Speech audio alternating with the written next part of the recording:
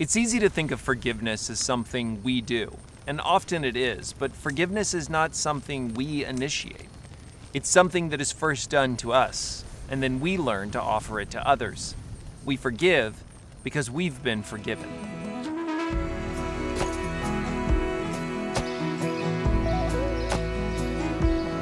The Bible is a book with a lot to say about sin and forgiveness.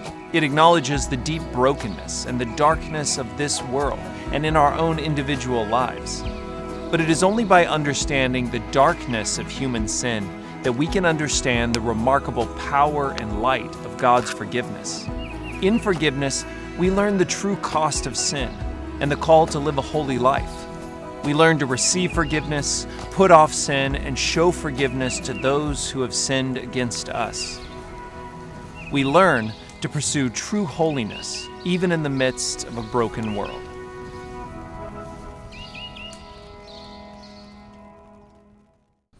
Jesus was often asked questions. The crowds, his disciples, the religious leaders, they all came with questions for Jesus to answer. Matthew records that once Peter came to Jesus with the question, "How often should I forgive someone who has sinned against me?" That has always struck me as a really honest question, one most of us have felt. Perhaps we can work up forgiveness once or twice, but how many times are we expected to forgive someone? There has to be some kind of limit, right? Jesus offered a parable. He told the story of a man who owed his master an incredible sum of money. In today's currency, it was in the millions of dollars. In light of his massive debt, the man went and threw himself at the feet of his master and pleaded for time to pay the money back. Jesus explained that the master was filled with pity and forgave the man's debt. It was an extraordinary act of forgiveness. So, what did the man do? Did he throw a party? Did he run home rejoicing? Did he tell everyone about the master's mercy? Nope. He found the man who owed him a few $1,000s and demanded it be paid. When his debtor asked for more time, the man refused. He had the debtor thrown in jail. It's shocking, but the truth is, we often do it too. Having had his debt forgiven, the money owed to him would now be his alone. He could only see what was in it for him, what he had to gain. His view of the forgiveness extended to him selfishly ended with himself. Eventually, the master found out and called the servant back in. The master chastised him for his unwillingness to show forgiveness to others.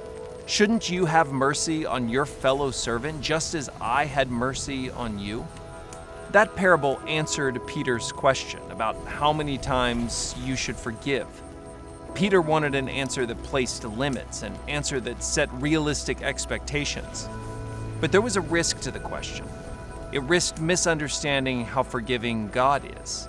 What Jesus wanted to do was shift Peter's expectation of what was expected of him to what he himself had received. That's always how we should begin thinking about forgiveness. Forgiveness is not first something we do, but something that has been done to us. We don't decide to live in forgiveness, we are already in it. Who we are, our future, the world itself have already been reshaped by the remarkable forgiveness of God on our behalf. The question is, not how many times should we forgive, but rather, how much forgiveness are we capable of recognizing? For once you begin to recognize how great God's forgiveness has been to you, it changes the way you show it to others. For this reason, Jesus instructed his disciples to pray for God's forgiveness and their ability to forgive others. Forgive us our sins, as we have forgiven those who sin against us.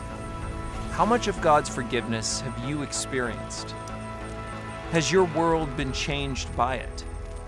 You'll know by how much of it you are willing to show. How much forgiveness can you show?